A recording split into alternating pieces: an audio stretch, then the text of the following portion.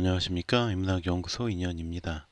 이번 시간에는 7분 인명록 21번째 이야기 약속과 나눔의 중요성을 알린 최태섭에 대한 이야기를 해보려고 합니다.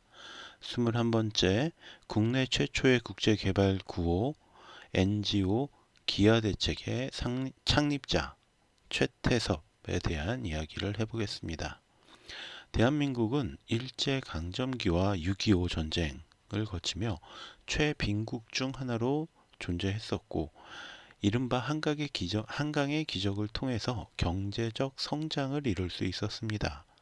그리고 항상 다른 나라의 도움을 받던 대한민국이 다른 나라를 도와줄 수 있게 된 것은 1989년 10월 24일 국내 최초의 해외를 돕는 NGO 희망친구 기아대책을 창립하면서부터였습니다.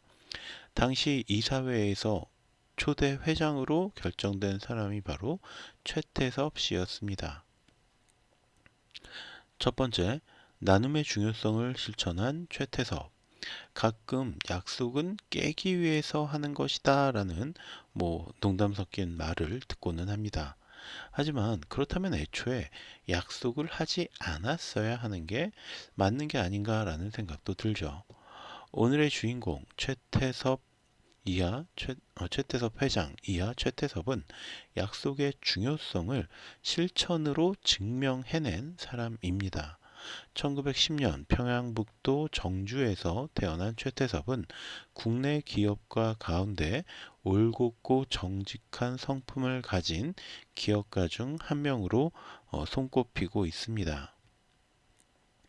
오산 보통고등학교에 들어간 그는 그곳에서 기독교 사랑과 나눔, 그리고 나라를 위한 애국심 등을 배우고 이것을 자신의 삶의 원천으로 삼습니다.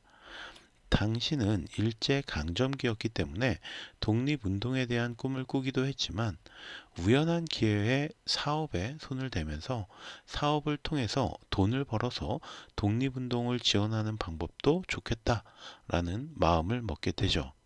물론 사업이 그렇게 쉽지는 않았고 처음 손을 대었던 정미업이 실패하며 그는 만주로 떠나게 되었습니다.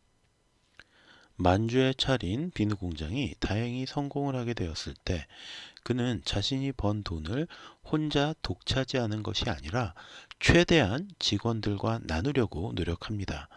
월급을 주는 것 외에도 끼니를 거르는 직원들에게 손수 점심 식사를 제공하거나 의류를 지원하는 등 사랑과 나눔이라는 자신의 가치관을 지켜간 것이죠. 덕분에 만주에서 팔로군, 중국 공산군에게 잡혀가서 자본가라는 이유로 인민재판을 받게 되었을 때 직원들이 직접 나서서 그를 구명해 주기도 했다고 합니다. 또 한 번은 콩의 가격이 급등을 하면서 엄청난 수익을 올릴 수 있는 상황에서도 그는 자신과 계약을 맺었던 중국인들에게 처음 계약했던 금액 그대로를 거래하면서 신용 있고 정직한 기업인으로 소문이 났죠. 이 일은 이후에 중국 상공인 협회에서 최태섭은 믿을 수 있는 기업인이니 그와 거래하는 것이 좋겠다라는 공문을 회원들에게 보내는 일로 보답을 받게 됩니다.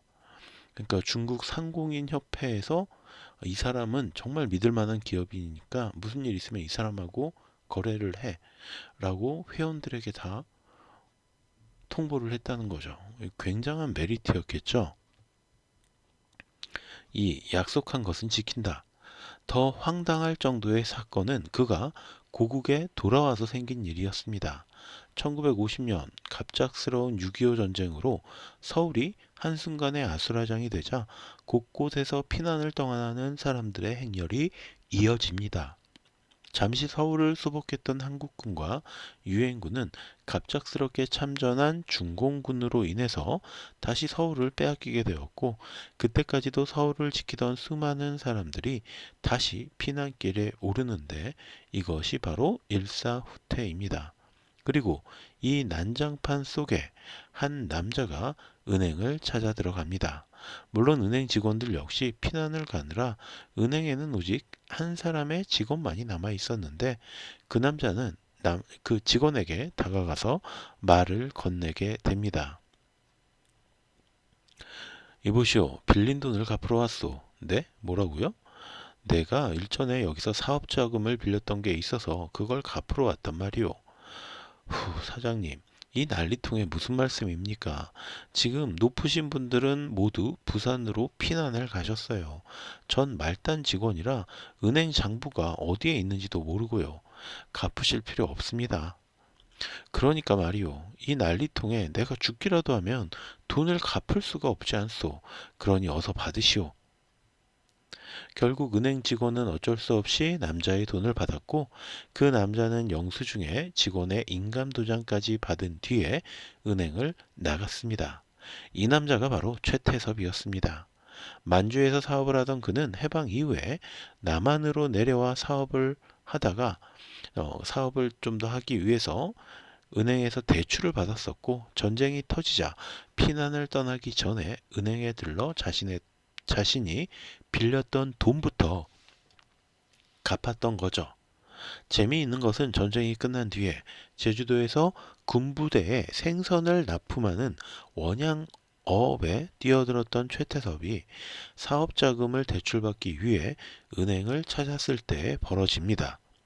처음에는 대출을 거절하던 은행은 얼마 뒤에 은행장이 최태섭이 일사후퇴 때에도 빌린 돈을 갖고 피난을 갔던 바로 그 남자라는 사실을 알아보았고 담보도 없이 2억 원을 빌려주었습니다.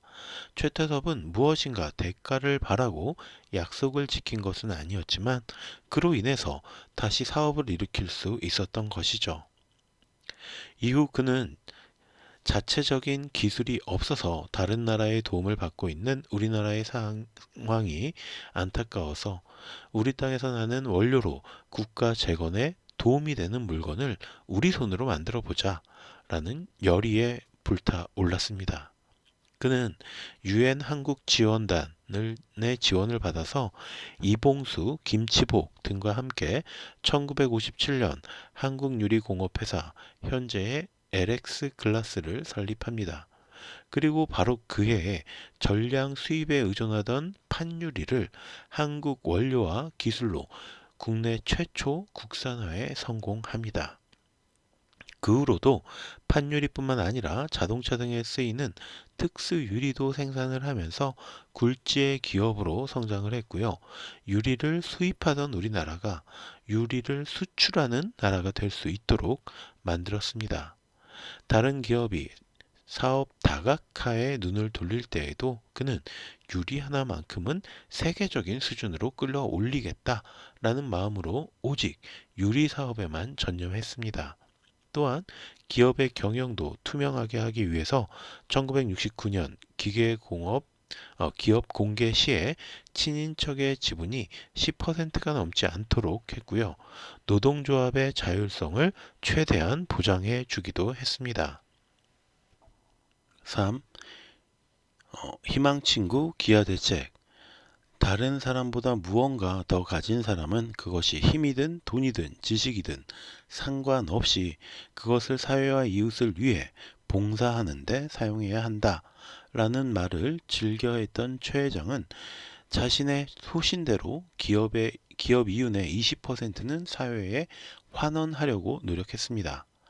그리고 자신의 신념대로 경희대학교, 한신대학교, 오산중고등학교, 신일중고등학교 등의 재단 이사로 활동하면서 자신의 사재를 털어서 교육사업에 투자하기도 했습니다. 그리고 앞서 이야기한 것처럼 1989년 국내 최초의 해외를 돕는 NGO를 창립하면서 초대 회장으로 취임했죠.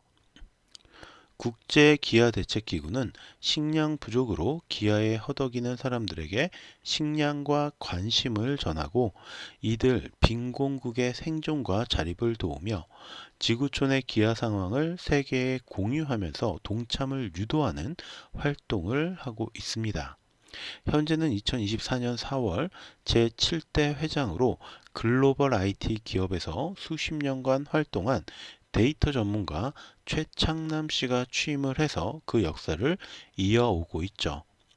아무리 가진 것이 많아도 남을 위해 쓰지 않으면 그 사람은 가난한 사람이다. 그러나 비록 가진 것이 얼마 되지 않더라도 남을 돕는데 자기가 가진 것을 쓸 줄 아는 사람은 참된 부자다. 이런 말을 남긴 최태섭 회장은 1998년 세상을 떠나갔지만 그의 유리처럼 맑은 정신은 그대로 이어지고 있는 것입니다. 자, 그럼 오늘 이야기는 여기서 마치도록 하고요. 저는 다음 시간에 또 다른 콘텐츠로 찾아뵙도록 하겠습니다. 오늘 제가 들려드린 이야기가 여러분의 흥미와 호기심을 조금이라도 만족시켜 드렸다면 구독과 좋아요도 부탁드리겠습니다. 감사합니다.